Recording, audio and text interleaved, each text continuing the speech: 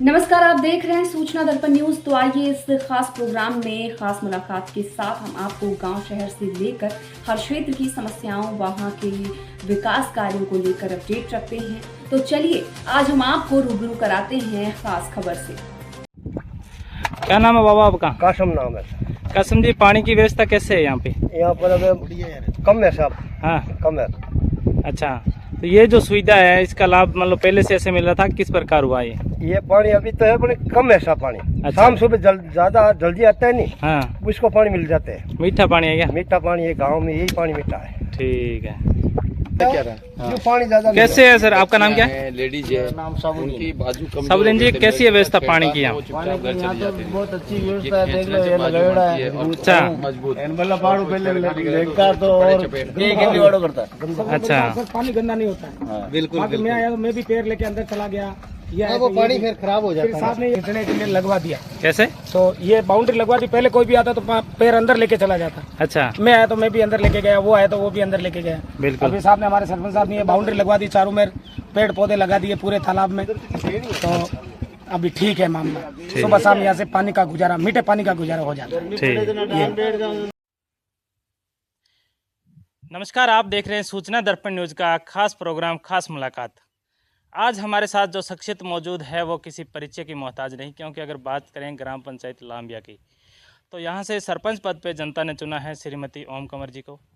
तो आज खास मुलाकात में इनके प्रतिनिधि हमारे साथ हैं श्रीमान मान सिंह जी राठौड़। तो आज इनसे चर्चा करेंगे कि जनता ने जो आपको एक जीत श्री का जो ताज पहनाया और पंचायत की जो जिम्मेदारी का पद सौंपा, तो किस प्रकार रही आपके ग्राम पंचायत में विकास कार्य और किन किन समस्याओं का करना पड़ा सामना। तो सबसे पहले तो मान सिंह जी, हमारे चैनल में स्वागत है आपका। नमस्कार सर। मान सिंह जी, आपने पहले देश सेवा की, अब जनता ने आपकी माताश्री को पंचायत की जिम्मेदारी का पद, सरपंच पद सौंपा है। किस प्रकार रहे मतलब राजनीति में आने का मुख्य कारण? जो चाणक्य थे उन्होंने एक चीज़ कही थी कि योग्य आदमी आगे ना आने के कारण अयोग्य आदमी उस पद को भोगता है, जिसके कारण पूरी जनता को नुकसान उठाना पड़ता है। मैं सर्विस करता था, यहाँ देखा कि यहाँ बिल्कुल है। मैंने रिटायरमेंट लेके यहाँ आया, मैंने कोशिश की, लेकिन जो कल्चर और जो नियम जहाँ मैं पहले काम करके आया था वहाँ जो चलते थे वो यहाँ नहीं चल पाते। कोशिश की, कुछ बदमाश लोग भी थे जो सिर्फ अपना पेट भरने की कोशिश करते थे, उनको भी कम हुआ है। जनता को उसका फ़ायदा भी मिला है कि एक तो मैं अपना पेट भरूं, बाकी सब भूखे रहें, और एक अभी सबका पेट भर रहा है, तो वो जनता का ही फ़ायदा है। बिल्कुल बिल्कुल, यानी कि आपका जो शुरू से ही ये दे रहा है कि अपने को परिवर्तन लाना है। बिल्कुल यही दे रहा था मेरा। जी शर्म साहब, कहीं ना कहीं बात करें, क्योंकि पंचायती राज में और जो जनता के बीच में सबसे जो नीचे की कड़ी होती है सरपंच पद, और मुख्य रूप से जो जनता का जो लगाव है वो भी एक सरपंच से होता है। चाहे छोटी से छोटी समस्या है तो वो भी एक सरपंच को हैंडल करनी पड़ती है। आपको किन किन समस्याओं का सामना करना पड़ा अपने इस क्षेत्र में आने के बाद? कई आदमी गलत काम करवाने के लिए वो अपने पावर का, पैसे का वो भी इस्तेमाल करते हैं। कई बार मेरे पास भी आए कि ये आप काम कर दो, ये पैसा ले लो, लेकिन मैंने उस चीज़ को हाथ नहीं लगाया। और उसी की देन है कि सब पूरी जो गांव की, मेरे पंचायत की जनता है, सबसे अच्छा अब धीरे धीरे प्यार मिल रहा है। शुरू में उनको मेरा काम करने के तरीके से प्रॉब्लम हुई, लेकिन अब उनको लगने लगा कि नहीं, ये काम उनके खुद के लिए हो रहा है, तब आज वो वापस प्यार करने लगे। अगर बात करें आपकी राजनीतिक कैरियर की, कहाँ से शुरुआत हुई और किन किन जो पायदानों से आप? मैं रिटायरमेंट होकर मैं पहली बार यहाँ गांव में आया और मैंने एक छोटी सी दुकान की थी। तो एक पहले हमारे यहाँ से सांसद थे गोपाल सिंह जी इड़वा, उन्होंने काफ़ी कोशिश की कि मुझे कांग्रेस में ले जाएं, लेकिन मैं बीजेपी से संतुष्ट था कि नहीं, मैं बीजेपी में रहूँगा। लेकिन बीजेपी ने एक मंदिर में एक पुजारी का मकान बनवाया, उसके बाद मैं बीजेपी से दूर हुआ कि नहीं, ये गलत चीज़ है। और फिर गोपाल सिंह जी इसी मौके की तलाश में थे, उन्होंने मुझे कांग्रेस में लिया और ब्लॉक उपाध्यक्ष का पद दिया। मैं लगभग 4 साल ब्लॉक उपाध्यक्ष पे रहा। फिर पायलट साहब के विरोध में हमने वो पद छोड़ा, पायलट साहब के समर्थन में। और उसके बाद ये जो इलेक्शन में हमें अच्छा रिस्पांस मिला, और लगभग इस गांव में जो मेरे जाति के टोटल 100 वोट हैं, उसमें मुझे गांव की जनता ने 835 वोटों से जीत दी। बिल्कुल बिल्कुल। तो लोगों से जो आपका जुड़ाव है वो हमेशा मान लो, चाहे वो पार्टी बेस पे और गांव की राजनीति से हमेशा जुड़े रहे हो, तो क्या क्या समस्याएं थी जिनका आपको सामना करना पड़ा? लेकिन अगर बात करें विकास के तौर पे, तो क्या सिंबल रहा आपका पंचायत में? सबसे पहली बात तो कि यहाँ आने के बाद में सबसे बड़ी समस्या जातिवाद थी, धर्मवाद थी। जो आज की तारीख में मेरे पास चाहे एक हरिजन भी आता तो उसको भी उतना ही मान मिलता है, और एक मेरे समाज से, राजपूत समाज से आता तो उसको भी वही सम्मान मिलता है। तो उसमें भी कई तरह की आती है कि देखो ये कैसा आदमी है, इनको इतना बड़ा सम्मान दे रहा है, हमारे बराबर इसको सम्मान दे रहा है। वो धीरे धीरे सब चीज़ हो जाती है। अब वो टाइम नहीं रहा कि इस तरह की भेदभाव किया जाए, तो उसकी वजह से हमें इस चीज़ को बेनिफिट मिला। दूसरा, मैं ऐसी ऐसी जगह पर रहा जहाँ पानी की काफ़ी प्रॉब्लम हुआ करती थी, तो मेरा जो उद्देश्य था वो पानी के स्टॉक पे रहा शुरू से ही। मेरा तालाब था, एक नहर टाइप में था, मैंने अंबुजा से टाइप किया, कुछ नरेगा से भी मदद मिली, और सब जगह मैंने अच्छा इसको तालाब को, नालियों को खुदा के उसमें पानी स्टोरेज हो सकता है।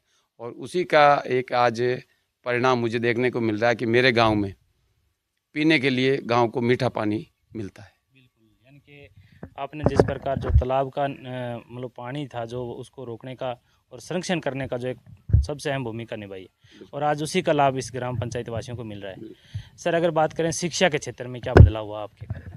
शिक्षा के क्षेत्र में हमने कोशिश की पिछले कांग्रेस गवर्नमेंट के दौरान, तो हमारे यहाँ Mahatma Gandhi English medium school खोला गया, जिसकी वजह से एक गरीब और जिसको आम भाषा में कहते हैं कि दलित भी इंग्लिश पढ़ सकता है, उनका एक सपना था वो पूरा हुआ सर।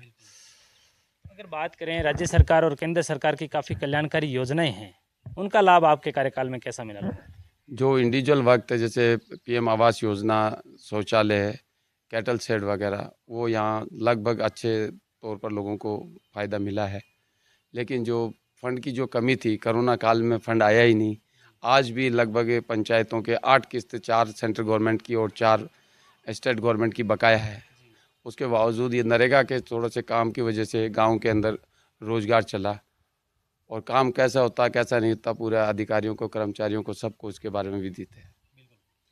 तो सर, जनता ने आपको हमेशा राजनीति में जिस प्रकार आपको एक माइंड दिया, अच्छी मान लो आपके साथ जुड़ाव रहा, तो किस प्रकार यहाँ की जनता को क्या संदेश देना चाहोगे? मैंने कोई राजनीति नहीं की, मेरा काम था, मेरा उद्देश्य था सेवा करना, और वो सेवा ही मैं कर रहा हूँ। मैं आज तक एक सरपंच बन के नहीं रहा, मैं जो मेरी जनता है उसका एक बेटा बन के ही रहा, और आज भी मेरे पास कोई व्हीकल नहीं है। मैं अपनी नौकरी भी करके आया, मैं रिटायरमेंट भी हुआ, और आज 4-4.5 साल से मैं ये हूँ। मेरे पास साइकिल भी नहीं है, मैं सिर्फ पैदल यात्रा ही करता हूँ। 8 से 10 किलोमीटर गांव में पैदल ही घूमता हूँ। तो सर, अगर बात करें, आपकी जनता ने काफ़ी आपको यहाँ पे सहयोग दिया और हमेशा आप जनता से जुड़े हुए रहे हैं, अपनी ग्राम पंचायत को किस रूप में देखना चाहोगे? ये कि आप विडम्बनाएं समझिए कि कोरोना काल आ गया, लेकिन जिसके कारण से जो मैं चाहता था वो काम नहीं हो पाया। नहीं तो मैं इस गांव को एक आदर्श गांव, एक मॉडल गांव बनाना चाह रहा था, आत्मनिर्भर गांव बनाना चाह रहा था। मतलब जैसे यहाँ फैक्ट्रियाँ है नहीं, मेरे यहाँ बेरोज़गारी ज़्यादा है। कोशिश की है, ये जो मतलब तालाब, नालियाँ वगैरह खुदा के, उसमें फ़ायदा ये हुआ कि जो नालियाँ, तालाब के आसपास जो ओपन बोरवेल थे, जो ट्यूबवेल थे, उनमें पानी आया। उसकी वजह से जो हमारा ये जो गांव है कृषि आधारित है, लोगों को रोज़गार भी मिल रहा है, लोगों की आमदनी भी बढ़ रही है। तो ये सबसे बड़ा ये है। और मैं तो राज्य सरकार और केंद्र सरकार से यही कहना चाह रहा हूँ कि जो नरेगा के अंदर जो पैसा दिया जा रहा है, उसकी बनस्पत जितने भी गाँव में नाली तालाब है उसको मशीनरी से खुदवा के, डिगिंग करवा के, इसमें यदि बारिश का पानी स्टोरेज किया जाए तो आपको बेरोज़गारी की जल स्तर भी बढ़ेगा। जल खुदाई होगी तो पानी का स्टॉक रहेगा, तो जल स्तर तो ऑटोमेटिक बढ़ेगा ही बढ़ेगा। और उससे क्या है कि लोग कृषि करेंगे तो बेरोज़गारी कम होगी। और एक कृषि से कईयों को, कृषि उद्योग एक ऐसा उद्योग है जिससे एक साथ 5-10 आदमी को भी रोज़गार मिलता है।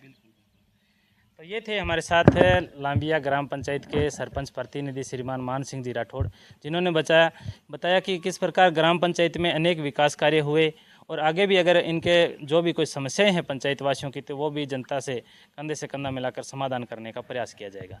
तो मान सिंह जी, हमारे चैनल में 10 मिनट टाइम देने के लिए बहुत बहुत धन्यवाद। धन्यवाद साहब आपका। तो अब तक के लिए इतना ही। हम आपको गांव शहर से लेकर हर क्षेत्र की समस्याओं और वहां के विकास कार्यों को लेकर रखेंगे अपडेट। तो देखते रहिए सूचना दर्पण न्यूज और हमारी वीडियोस को लाइक, शेयर व चैनल को सब्सक्राइब जरूर करें।